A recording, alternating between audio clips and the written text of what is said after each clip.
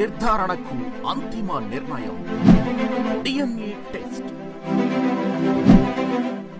ఉన్నది ఉన్నట్లుగా వాస్తవాలను శోధించి వివరించే మన డిఎన్ఏ టీవీ, మన రాష్ట్రం, మన ఛానల్.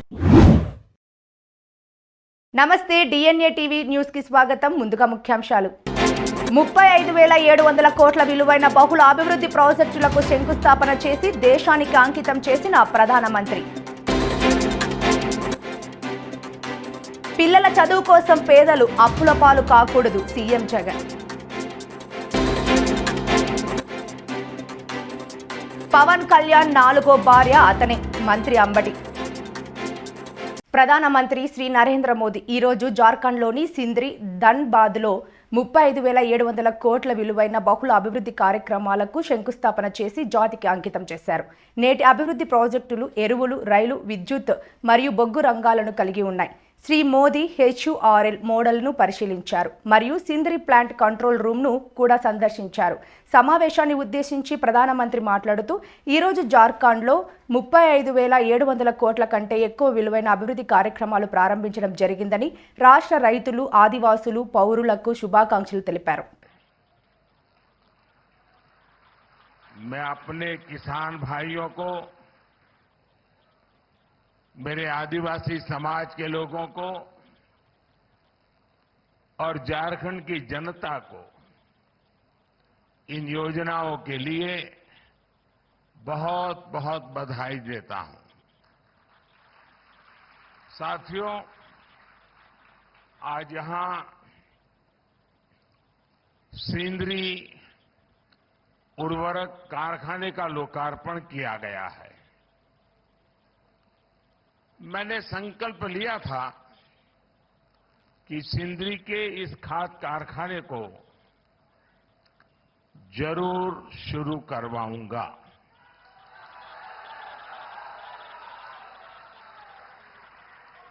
ये मोदी की गारंटी थी और आज ये गारंटी पूरी हुई है। मैं 2018 में इस फर्टिलाइजर प्लांट का शिलान्यास करने आया था। आज सिर्फ सिंदरी कारखाने की ही शुरुआत नहीं हुई है, बल्कि मेरे देश के, मेरे झारखंड के नौजवानों के लिए रोजगार के हजारों नए अवसरों की शुरुआत हुई है।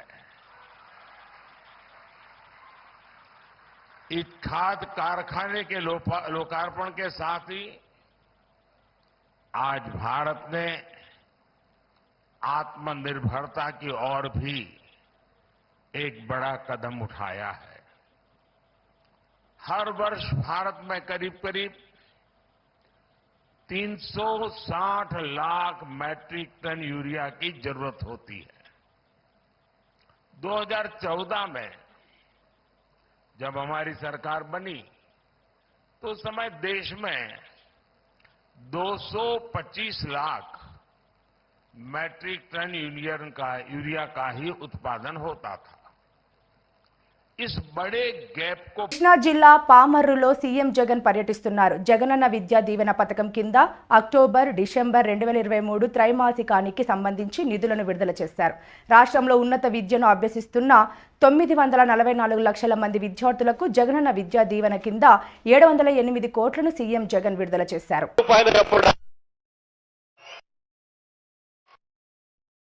పేద మధ్యతరగతి కుటుంబాల జీవించిన హ్యూమన్ క్యాపిటల్ ఇన్వెస్ట్మెంట్. పిల్లలు బాగుండాలి, భావితరాలు పేదరికం నుంచి భవిష్యత్తులో వాళ్ళు బయటికి రావాలి అని అంటే ఒక్కటే అస్త్రం అని చెప్పి నమ్మి గట్టిగా పిల్లల మీద ఇన్వెస్ట్ చేస్తా ఉన్నాం. పేద కుటుంబాల్లో ప్రతి పాప, పేద కుటుంబాల్లో ఉన్న ప్రతి బాబు గొప్ప చదువులతో, గొప్ప డిగ్రీలతో ఇంజనీర్లుగాను, కలెక్టర్లుగాను, డాక్టర్లుగాను, పెద్ద పెద్ద కంపెనీలలో పెద్ద పెద్ద ఉద్యోగాలు చేయాలని ఆ కుటుంబాల ఆధారని భవిష్యత్ 7 నెలల కాలంలో ఇక్కడున్న తల్లిదండ్రుల్ని కూడా నేను, ప్రతి పాపను, ప్రతి బాబును, ప్రతి తల్లిదండ్రిని, ఈ కార్యక్రమం టీవీ ద్వారా చూస్తా ఉన్న ప్రతి తల్లిదండ్రిని, వాళ్ళందరినీ కూడా గమనించమని అడుగుతా ఉన్నా. ఈ 57 నెలల కాలంగా మన విద్యా విధానంలో ఈ 57 నెలల్లో మీ అన్న ప్రభుత్వం ఎలాంటి మార్పు, దానివల్ల ఎలాంటి ఫలితాలు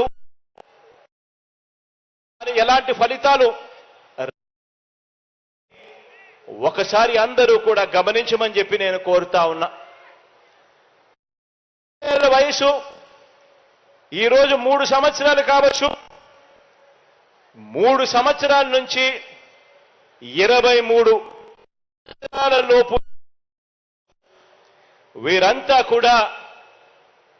వీరంతా కూడా శతమానం భవతి అన్న విధంగా కనీసం మరో 100 సంవత్సరాలు.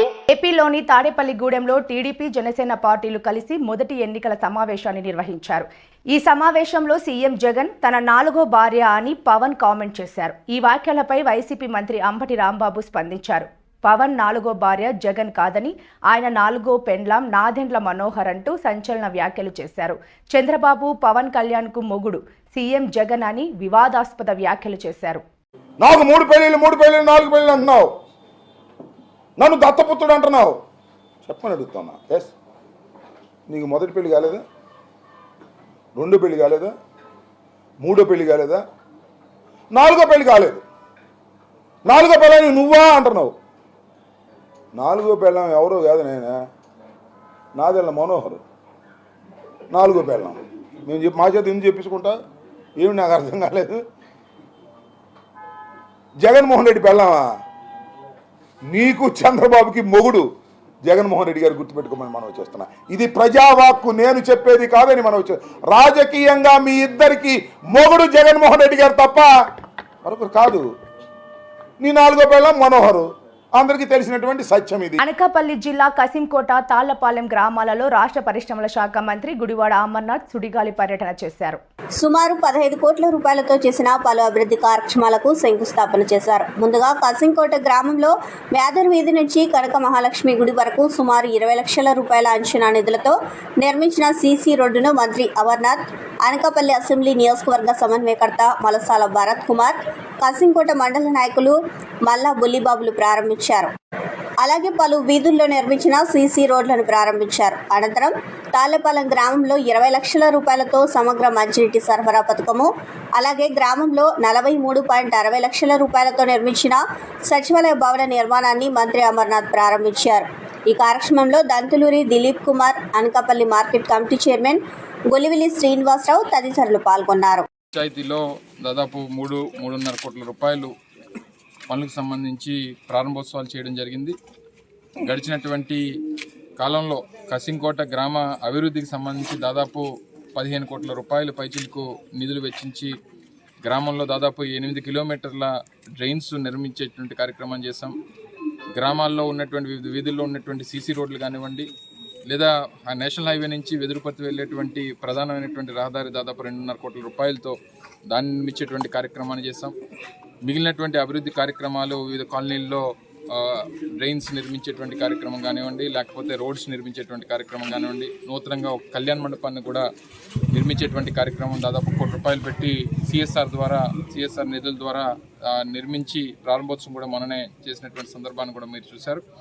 మిగిలినటువంటి అభివృద్ధి కార్యక్రమాలు ఇంకా చాలా ప్రాంతాల్లో ఇంకా కొన్ని ఒక దగ్గర రోడ్డు నిర్మించిన దగ్గర డ్రైన్స్ నిర్మాణం చేయాల్సినటువంటివి, లేదా డ్రైన్స్తో పాటు కొన్ని దగ్గరలో ఇతర అవుట్లెట్స్కి సంబంధించినటువంటి ఇష్యూస్ను కూడా గ్రామస్తులు మన దృష్టికి తీసుకుని రావడం జరిగింది. వాటి పరిష్కారాన్ని కూడా ప్రణాళికలు రూపొందించి త్వరితగతిన వాటిని కూడా పూర్తి చేసేటువంటి కార్యక్రమాన్ని కూడా అధికారులకి ఇప్పటికే ఆదేశాలు ఇవ్వడం జరిగింది. త్వరితగతిన ఏదైతే గతంలో ఇక్కడ 4 సచివాలయాల నిర్మాణానికి సంబంధించి కానీ, రైతు భరోసా కేంద్రాలు కానివ్వండి, వెల్నెస్ క్లినిక్లు కానివ్వండి, ఇవన్నీ కూడా పూర్తి చేసి ఇప్పటికే ఆల్మోస్ట్ అన్ని పూర్తి చేసేటువంటి కార్యక్రమాన్ని చేసాం. ప్రారంభోత్సవాలు చేసేటువంటి కార్యక్రమాలు చేసాం. సో వాస్తవానికి కసింకోట గ్రామ అభివృద్ధికి సంబంధించి గతంలో ఎప్పుడు చేయనటువంటి కార్యక్రమాలు నిర్వహించేటువంటి బాధ్యత ప్రభుత్వం తీసుకుంది.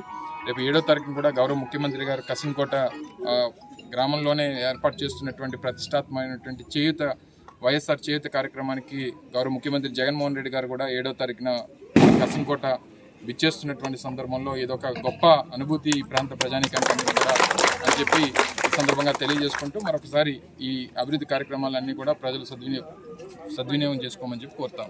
నరసరావుపేట పట్టణంలోని శ్రీ మానసాదేవి శ్రీ సుబ్రహ్మణ్యేశ్వర స్వామి వారి దేవస్థానంలో మాఘమాసం బహుళ షష్ఠి పురస్కరించుకొని శుక్రవారం సుబ్రహ్మణ్య షష్ఠి వేడుకలు ఘనంగా జరిగాయి. ఈ సందర్భంగా ఉదయం 8 గంటలకు శ్రీ సుబ్రహ్మణ్యేశ్వర స్వామి వారికి పంచామృతాలతో అభిషేకము, 9 గంటలకు కుంకుమార్చన కార్యక్రమం, అనంతరం శ్రీవల్లి దేవసేన సమేత శ్రీ సుబ్రహ్మణ్యేశ్వర స్వామి వారి కళ్యాణం వైభవంగా జరిగింది. భక్తులు పెద్ద ఎత్తున విచ్చేసి కళ్యాణోత్సవాన్ని తిలకించారు. అనంతరం భక్తులకు అన్న ప్రసాద వితరణ కార్యక్రమం జరిగింది. ఆలయ కార్యనిర్వాహకులు ఆర్ కోటేశ్వరరావు శాస్త్రి పర్యవేక్షణలో ఈ కార్యక్రమాలు జరిగాయి. అనకాపల్లి జిల్లా అనకాపల్లి మార్చి 7 ముఖ్యమంత్రి సభను విజయవంతం చేయండి. ఎంపీ డాక్టర్ బివి సత్యవతమ్మ మహిళా సాధికారతకు, ఆర్థిక స్వలంబనకు కారకులైన ముఖ్యమంత్రి జగన్మోహన్ రెడ్డి సభను విజయవంతం చేయాలని పిలుపునిచ్చారు. అనకాపల్లి తొలి మహిళా పార్లమెంట్ సభ్యురాలు డాక్టర్ సత్యవతమ్మ ముఖ్యమంత్రి జగన్మోహన్ రెడ్డి మార్చి 7న అనకాపల్లి విచ్చేస్తున్న సందర్భంగా ఆ సభను విజయవంతం చేయాలని శుక్రవారం ఎంపీ కార్యాలయంలో మీడియా సమావేశం ఏర్పాటు చేశారు.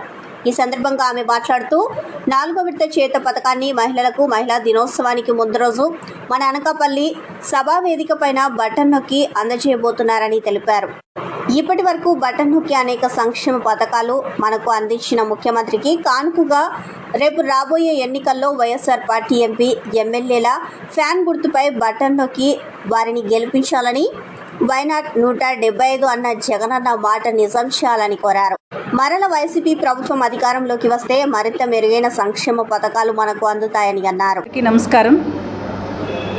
గౌరవ ముఖ్యమంత్రి వర్యులు జగన్మోహన్ రెడ్డి గారు మార్చి 7వ తారీఖున అనకాపల్లి నియోజకవర్గానికి విచ్చేసి 4వ విడత వైఎస్ఆర్ చేయూత కార్యక్రమాన్ని మరి బటన్ నొక్కి 18,750 రూపాయలు బీసీ, ఎస్సీ, ఎస్టీ, మైనారిటీ మహిళలకు, 45 సంవత్సరాలు దాటినటువంటి మహిళలకు డైరెక్ట్ బెనిఫిట్ ట్రాన్స్ఫర్ ద్వారా మరి కార్యక్రమాన్ని అనకాపల్లి నియోజకవర్గం నుంచి మరి ప్రారంభించడానికి సూత్రప్రాయంగా ఆమోదం తెలిపినందుకు ముఖ్యంగా గౌరవ ముఖ్యమంత్రి వర్యులు జగన్మోహన్ రెడ్డి గారికి, మరి అనకాపల్లి నియోజకవర్గ ప్రజలందరి తరపున, మరి ముఖ్యంగా మహిళలందరి తరపున కూడా హృదయపూర్వకంగా ధన్యవాదాలు తెలియజేసుకుంటున్నాను.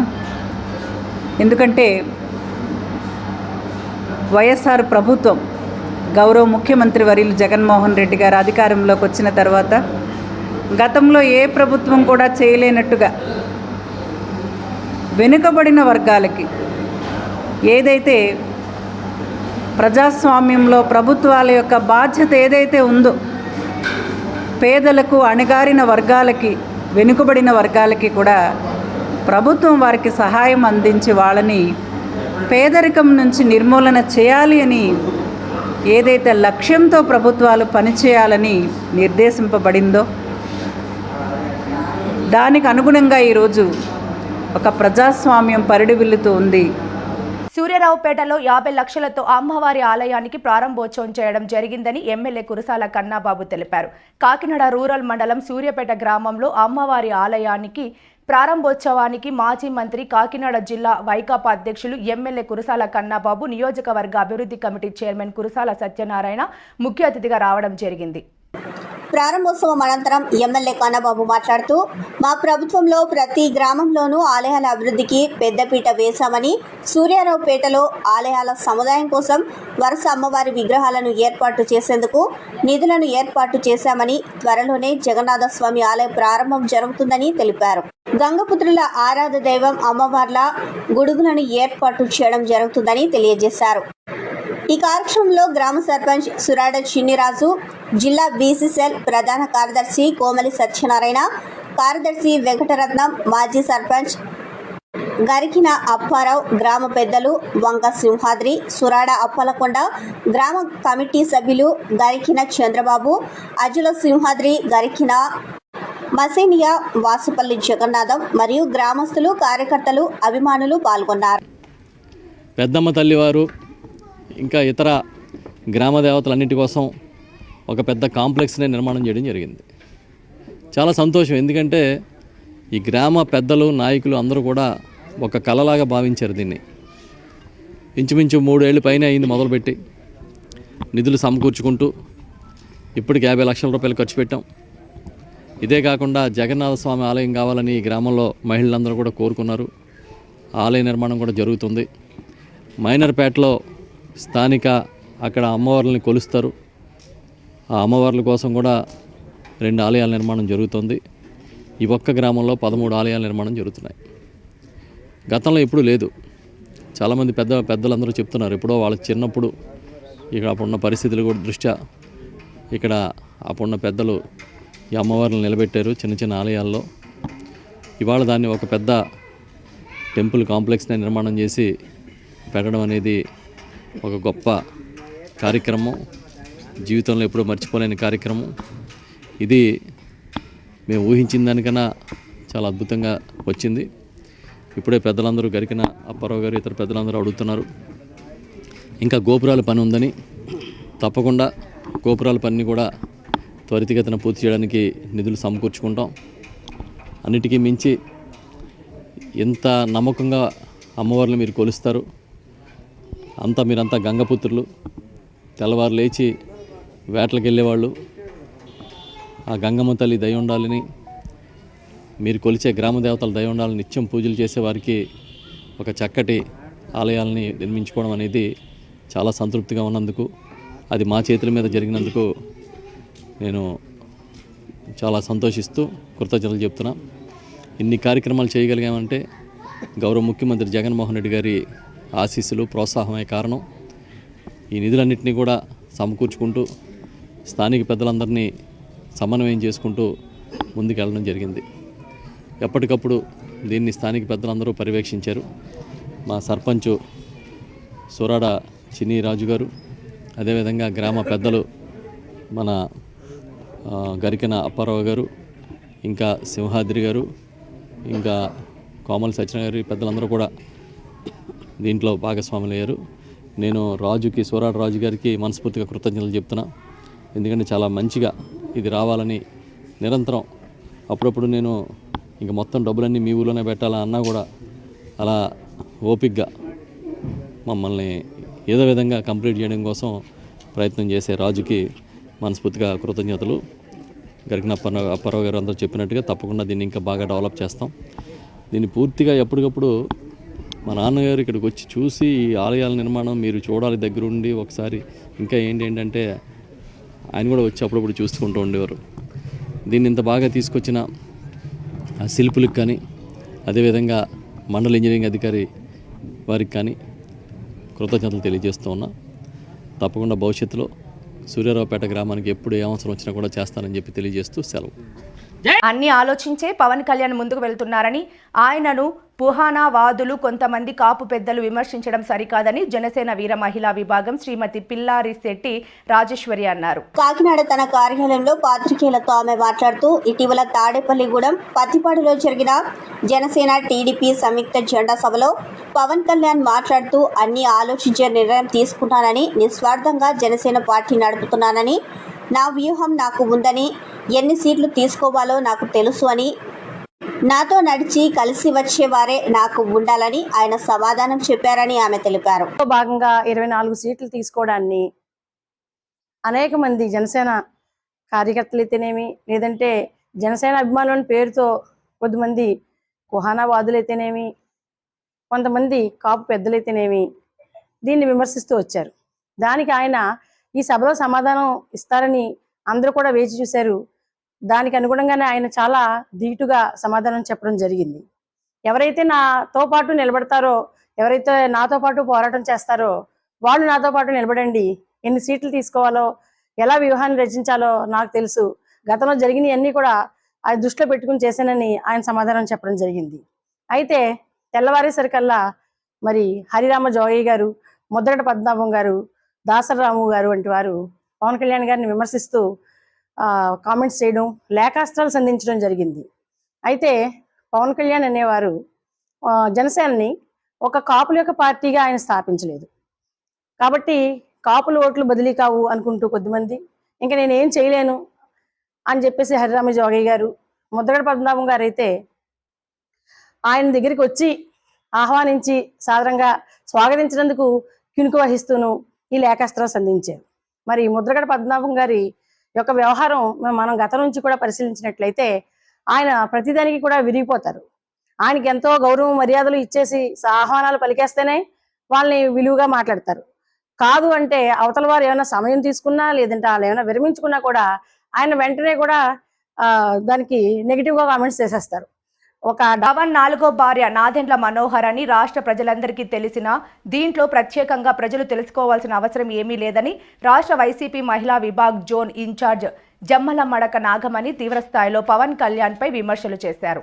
ఒక జాతి మొత్తాన్ని చంద్రబాబు దగ్గర నువ్వు తాకట్టు పెట్టావని, నీ వ్యవహార శైలి చూస్తుంటే 5 కోట్ల ఆంధ్రులకు అర్థమవుతుందని పవన్ పై జమ్మల మడక విరుచుకుపడ్డారు. బుధవారం తాడేపల్లిగూడెలో జరిగిన జనసేన తెలుగుదేశం సభలో పవన్ కళ్యాణ్ మాటలపై జమ్మల మడక మీడియాతో మాట్లాడుతూ, రాజకీయాలకు కనీస అవగాహన లేని నాయకుడు ఎవరన్నా ఉన్నారు అంటే అది పవన్ కళ్యాణ్ అని అన్నారు. తాను సినిమాలు తీస్తానని కొంతమంది ప్రొడ్యూసర్ల వద్ద అడ్వాన్సులు తీసుకొని వాళ్ళకి డేట్స్ ఇవ్వకుండా వాళ్ళని అప్పుల పాలు చేస్తున్న వ్యక్తి పవన్ కళ్యాణ్ అని విమర్శించారు. అరుపులు కేకలతో ఎదుటివారిపైన బురద చల్లాలన్న ప్రయత్నం మంచిది కాదని అన్నారు. నేటికి మాజీ ముఖ్యమంత్రి చంద్రబాబు నాయుడు సొంత తమ్ముడు రామ్మూర్తి నాయుడు చీకటి గదిలో ఉండవలసి ఆగత్యం ఎందుకొచ్చిందో పవన్ కళ్యాణ్ ప్రజలకు చెప్పాలని జమ్మల మడక సూటిగా ప్రశ్నించారు. వార్తలు ముగించే ముందు ముఖ్యాంశాలు మరోసారి. 35,700 కోట్ల విలువైన బహుళ అభివృద్ధి ప్రాజెక్టులకు శంకుస్థాపన చేసి దేశానికి అంకితం చేసిన ప్రధానమంత్రి. పిల్లల చదువు కోసం పేదలు అప్పుల పాలు కాకూడదు సీఎం జగన్.